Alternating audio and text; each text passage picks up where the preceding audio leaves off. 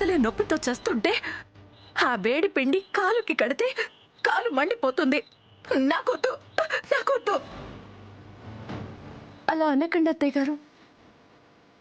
ఇప్పుడే పొయ్యి మీద నుంచి దించడం వల్ల అలా పొగలు కక్కుతుంది అంతే.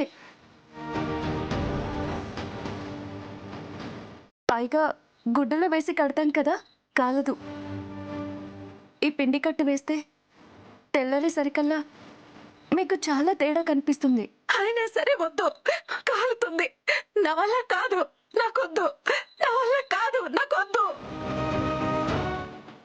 ఏంటి మమ్మీ ఇది? చిన్నపిల్లలాగా అలా మారం చేస్తే ఎలా? డాక్టర్ గారు ఇంజెక్షన్ చేసేటప్పుడు కూడా ఇంతే చిన్నపిల్లలాగా భయపడిపోయావు. తీరా ఇంజెక్షన్ చేసింది కూడా నీకు తెలీదు. ఇది కూడా అంతే మమ్మీ. నువ్వు కాలుతుంది కాలుతుంది అనుకుంటావు, కానీ ఏం కాలదు. నీకే ఇబ్బంది ఉండదు. నా మాట విను. వద్దు నాన్న, నా వల్ల కాదు, నాకొద్దు. మమ్మీ, నువ్విలా చిన్నపిల్లలాగా మారం చేశావంటే నేను పెద్దవాడిలాగా బలవంతంగా కట్టు కట్టించేస్తా. అది కాదు నాన్న. ఈ విషయంలో నేను నీ మాట విన్ను. నువ్విలా నొప్పితో బాధపడుతుంటే నేను చూడలేను మమ్మీ. కట్టు కట్టాల్సిందే. శ్యామా, నువ్వు కట్టు.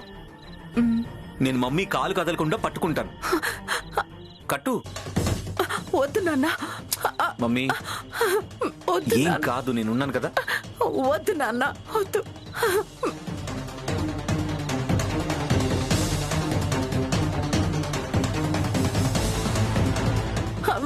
వద్దు.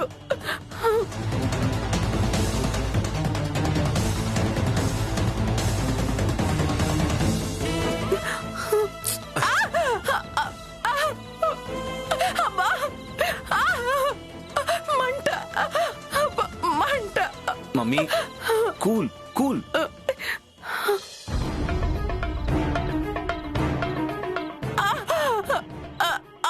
మమ్మీ, నా వల్ల కాదు, నాకొద్దు. Mummy, mummy, it's okay mummy, నీకేం కాదు.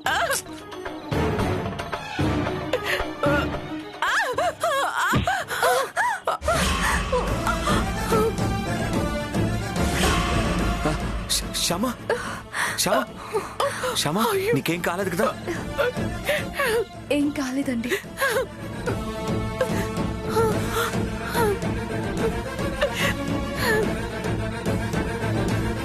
చిన్నపిల్లలు ఇలా మారం చేసేటప్పుడు ఇలాంటివి జరగడం మామూలేనండి. ప్రస్తుతం అత్తయ్య గారు మనకి చంటి బిడ్డతో సమానం.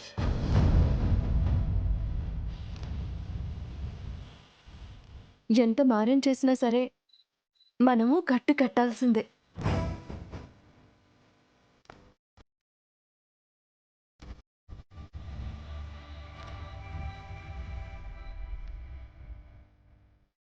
అమ్మా,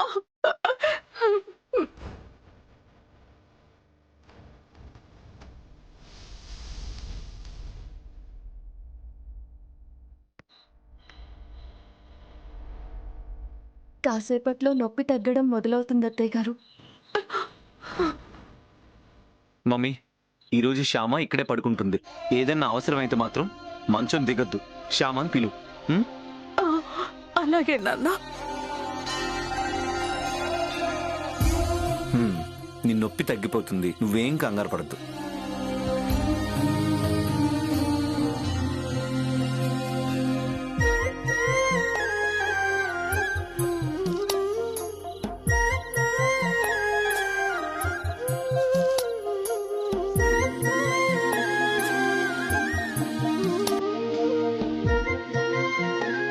మమ్మీ, నిద్రొస్తుందా మమ్మీ?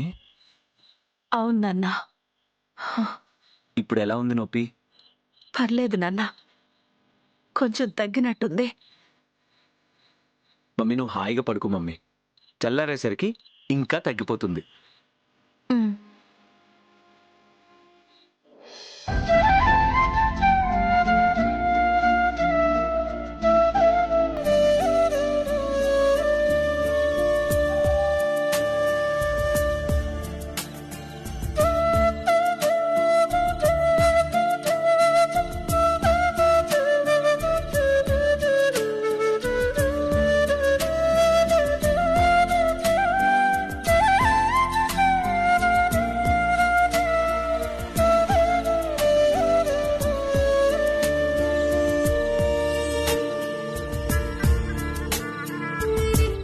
తెల్లారే వరకు అత్తయ్య గారు హాయిగా నిద్రపోతారు.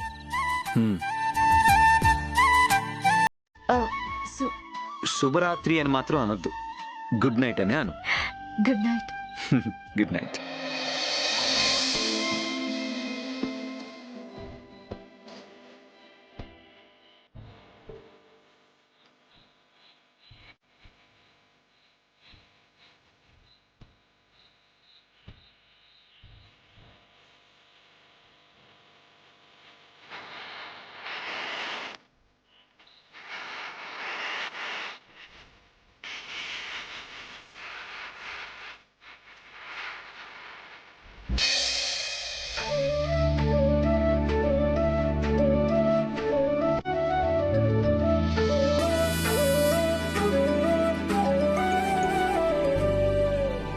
Good morning daddy.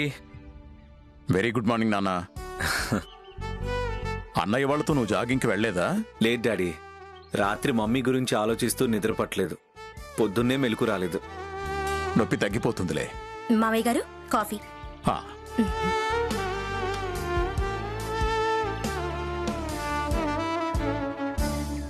ఏమ్మా, మీ అత్తగారు నిద్ర లేచిందా? లేచారు మావయ్య గారు, వస్తున్నారు. వస్తుందా? నొప్పి పూర్తిగా తగ్గిపోయిందా? నడవగలుగుతుందా? నిన్నటి కంటే చాలా బెటర్ గానే ఉందని చెప్పారు. ఎందుకుండదు, డాక్టర్ గారు మెడిసిన్స్ ఇచ్చారు కదా.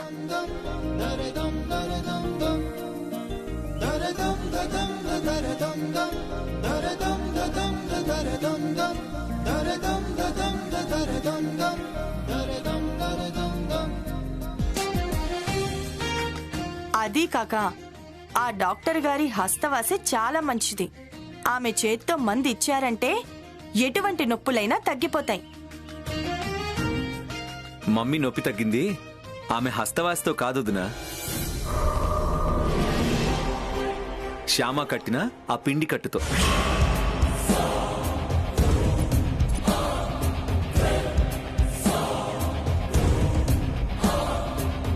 అవునైశ్వర్య, టాబ్లెట్స్ వేసుకున్నా రాత్రి వరకు చాలా నొప్పిగానే ఉంది. శ్యామ ఈ కట్టు కట్టాకే నొప్పి తగ్గడం మొదలైంది.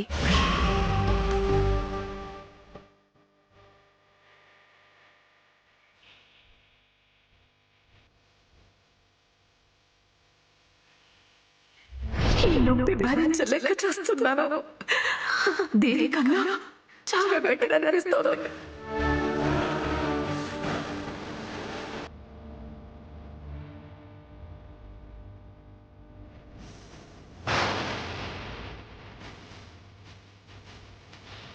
శ్యామ గనక ఈ పిండి కట్టు కట్టుండకపోతే రాత్రంతా నొప్పితో అల్లాడిపోయిండేదాన్ని. విన్నావా ఐశ్వర్య? మీ అత్తగారే చెప్తుంది శ్యామ వల్లే నొప్పి తగ్గింది అని.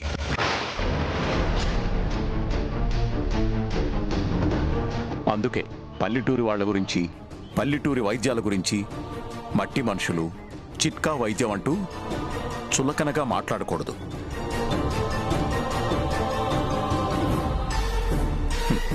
ఆ మట్టిలో మాణిక్యాలుంటాయి, ఆ మనుషుల్లో మహానుభావులుంటారు.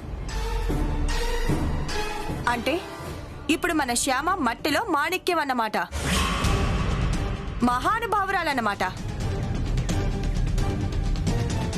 మనం ఎవ్వరం తగ్గించలేని మీ అత్తగారి కాలి నొప్పిని శ్యామ తగ్గించింది కాబట్టి మాణిక్యం అనుకోవచ్చు, మహానుభావురాలు అనుకోవచ్చు.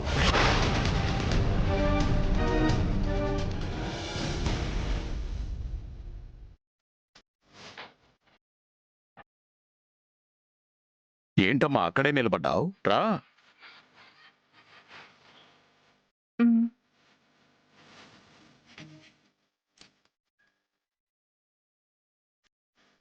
అత్తయ్య గారికి కట్టు మార్చాలి. 2 పూట్ల కట్టు కడితే నొప్పి పూర్తిగా తగ్గిపోతుంది. వసంత, వెళ్ళి కట్టు కట్టించుకో. ఇక్కడే కడుతుందిలేండి.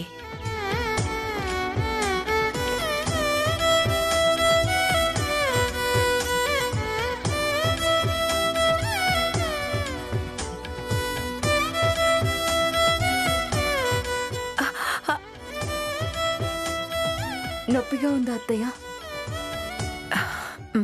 లేదమ్మా.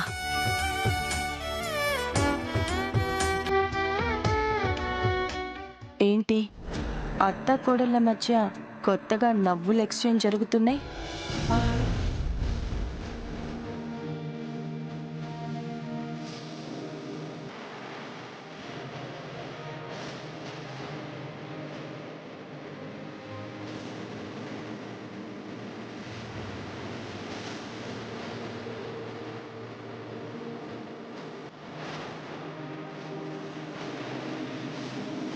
రేపటికల్లా పూర్తిగా తగ్గిపోతుంది అత్తయ్య.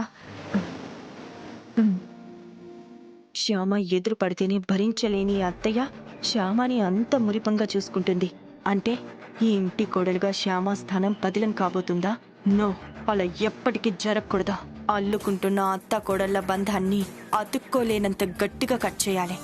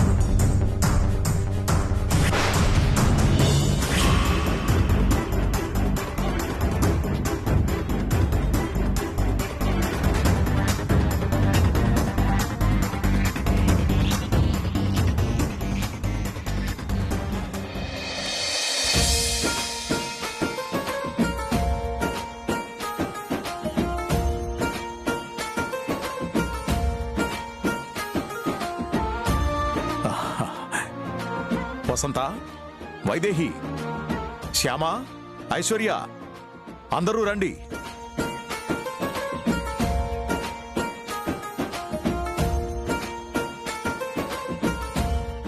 ఏంటండి హడావిడి? ఇప్పుడు మీ అందరికీ ఒక సర్ప్రైజ్.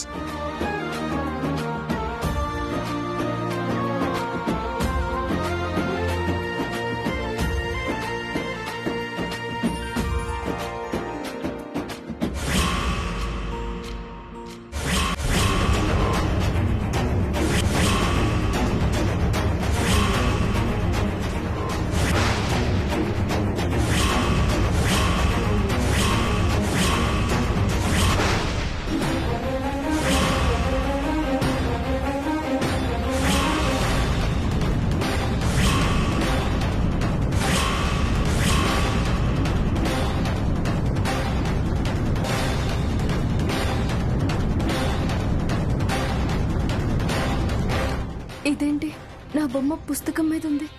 ఇది కూడా ఆ మల్లికార్జున్ కుట్రే అయి ఉంటుందా? ఇప్పుడు అత్తయ్య వాళ్ళు ఏమంటారో ఏంటో. ఏంటి సర్ప్రైజ్ అవుతారనుకుంటే మీరందరూ అలా షాక్ అయ్యారేంటి?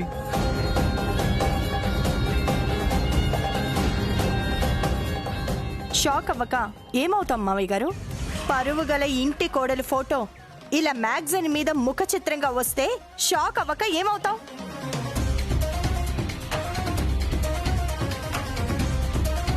అదేంటి ఐశ్వర్య అలా అంటావు? నువ్వు మిస్ హైదరాబాద్ గా సెలెక్ట్ అయినప్పుడు నీ ఫోటో ఎన్ని మ్యాగజైన్స్ మీద ముఖచిత్రంగా రాలేదు? అంటే ఇప్పుడు శ్యామ మిస్ హైదరాబాద్ అంటావా? అయినా నా ఫోటో ముఖ చిత్రంగా వచ్చింది నా పెళ్లి కాకముందు. పెళ్ళయ్యాక నేను ఏనాడైనా ఏ మ్యాగజైన్ కైనా నా ఫోటో ఇచ్చానా? ఏ ఛానల్ కైనా ఇంటర్వ్యూ ఇచ్చానా? అలా ఇంటర్వ్యూ ఇచ్చినా మ్యాగజైన్లో ఫోటో వచ్చినా అందులో తప్పే ఉందమ్మా.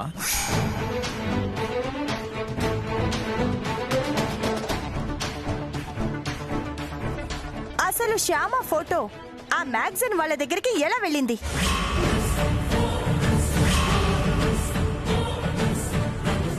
అఖిల్, నువ్వేమైనా ఆ ఫోటో మ్యాగజైన్ వాళ్ళకి పంపించావా?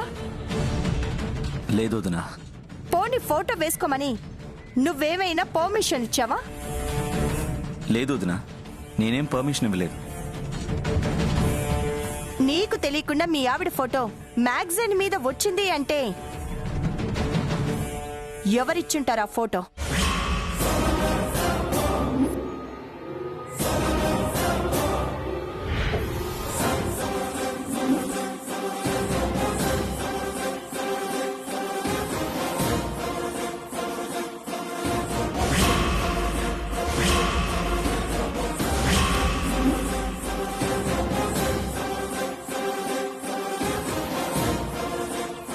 ఏంటి అఖిల్ బాబు నా వైపు అలా చూస్తున్నారు?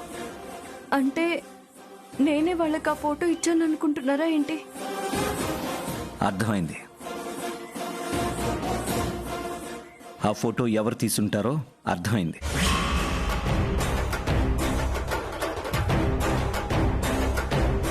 ఎవరు తీశారు?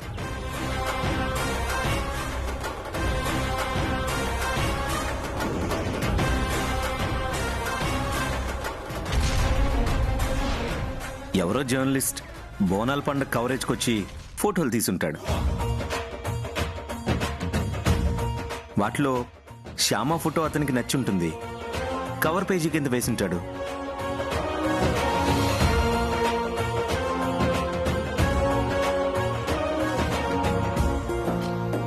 అంతే అయి ఉంటుందిరా, ఖచ్చితంగా అంతే అయి ఉంటుంది.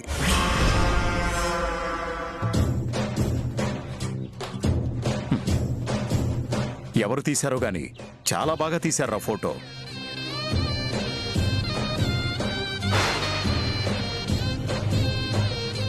అవును మావయ్య గారు, చాలా బాగా తీశారు ఫోటో. ఫోటోలో శ్యామ చాలా అందంగా ఉంది.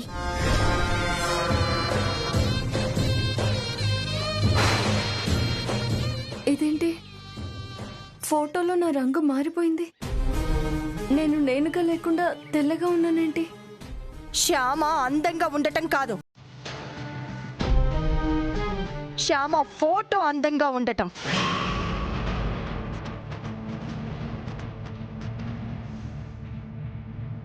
అర్థం కాలేదా అక్క? శ్యామ అలా తెల్లగా ఎందుకు ఉందో అర్థం కాలేదా? శ్యామ ఫోటోని ఫోటోషాప్ చేసి నల్లగా ఉన్న శ్యామని తెల్లగా మార్చారు. అర్థమైందా? ఎలా చేస్తే శ్యామ చాలా అందంగా కనబడుతుంది కదా? అవునవును, కనపడుతుంది. చాలా అందంగా కనపడుతుంది.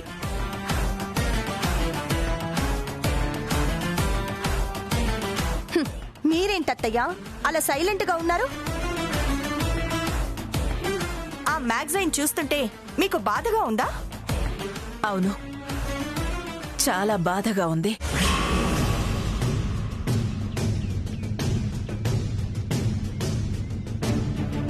ఎందుకు వసంత అంత బాధ? ఇప్పుడు ఏం జరిగిందని? ఏం జరిగిందా? ఆ ఫోటోలో ఉన్నట్టుగా శ్యామ తెల్లగా లేదు కదా.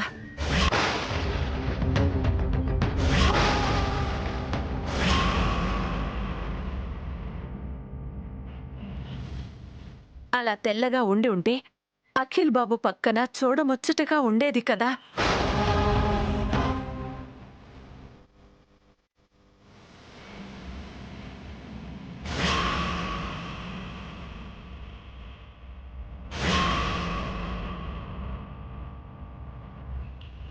అది జరగలేదు కదా.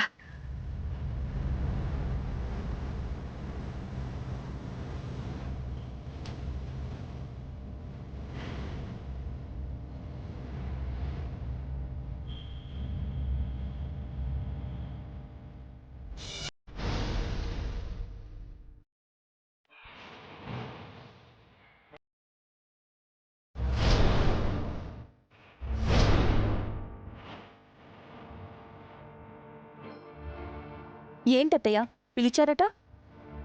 ఐశ్వర్య, హైదరాబాదులో బెస్ట్ బ్యూటీషియన్స్ ఎవరో నీకు తెలుసు కదా? తెలుసత్తయ్య. రేపు మార్నింగ్ 10 o'clock కల్లా వాళ్ళందర్నీ మన ఇంటికి రమ్మను. ఎందుకత్తయ్య? వాళ్లతో పనుంది. మీరు ఫేషియల్ లాంటిది ఏమైనా చేయించుకోవాలా? రమ్మంటున్నది నా కోసం కాదు, మరి ఎవరి కోసం? శ్యామ కోసం.